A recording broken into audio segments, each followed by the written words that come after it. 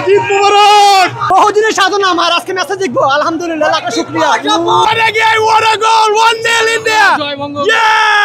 22 বছর পর ভারতের বিপক্ষে জয়, হামজা জামালদের সেই জয় উদযাপন করছেন দর্শকরা। কেমন লাগলো বাংলাদেশের ম্যাচ? অসাধারণ অসাধারণ। বাংলাদেশ ইন্ডিয়ার বিপক্ষে অনেকদিন পরে অসাধারণ খেলেছে এবং আজকের জয় আমাদের জন্য অনেক বড় জয়। বহুদিনের সাধনা আমার, আজকে ম্যাচে জিতবো আলহামদুলিল্লাহ, লাখো শুকরিয়া। 22 বছর পরে সফল হয়েছি ভাই, 22 বছর। ভাই ঈদ মুবারক, ঈদ মুবারক, ঈদ মুবারক। বাংলাদেশ বাংলাদেশ জামাল ভুঁইয়া জামাল ভুঁইয়া বাংলাদেশ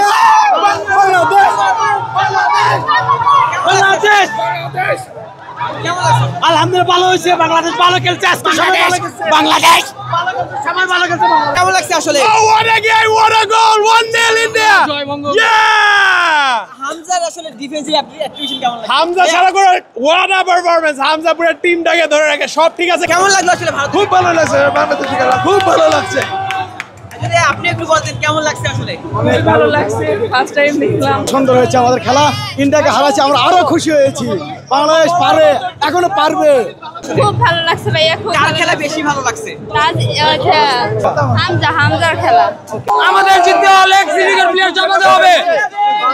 কাইম রাকিব এদের দিয়ে আমাদের হবে না, আমরা আরো ভালো করে ম্যাচ জিততে পারতাম।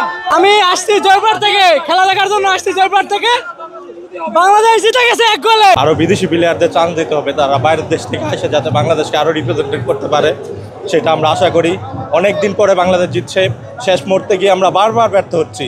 আজকে ভালো খেলছে বাংলাদেশ, বাংলাদেশ অনেক খুশি।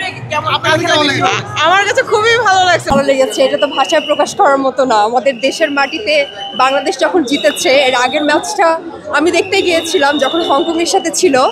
সো দ্যাট টাইম যখন বাংলাদেশ গোল দিল তখন এক ড্র ছিল, আর এখন নিজের মাটিতে বাংলাদেশের জেতা, এই বিজয়টা মনে হচ্ছে আমরা জিতেছি। 22 বছরের অপেক্ষা, সেই অপেক্ষার অবসান ঘটিয়ে অবশেষে ভারতের বিপক্ষে জয় টিম বাংলাদেশের। দর্শকদের উচ্ছ্বাস আপনারা দেখতে পেয়েছিলেন এবং দর্শকরা যেভাবে উচ্ছ্বাস প্রকাশ করেছেন, সেই উচ্ছ্বাস নিশ্চয়ই হামজা চৌধুরীকে ছুঁয়ে গেছে। সমিত সোম যেমনটা বলছিলেন, তিনি এখনও ম্যাচ জিততে পারেননি, সেই জয়টাই অবশ্য ধরা দিয়েছে আজকের এই দিনে এবং বাংলাদেশের সমর্থকরাও আসলে তৃপ্তি নিয়ে ঘরে ফিরতে পারলেন অবশেষে। কারণ আগের ম্যাচগুলোতে জিততেও বাংলাদেশ দল সেই জয়ের দেখা পায়নি, তবে আজকের ম্যাচে কিন্তু বাংলাদেশ জিতে গিয়েছে ভারতকে পরাজিত করে। এশিয়ান কাপ কোয়ালিফায়ার সেই রাউন্ডের ভারতের বিপক্ষে হোম ম্যাচটি বাংলাদেশ জিতে নিয়েছে এবং দর্শকদের মুখে হাসি ফুটিয়েছে।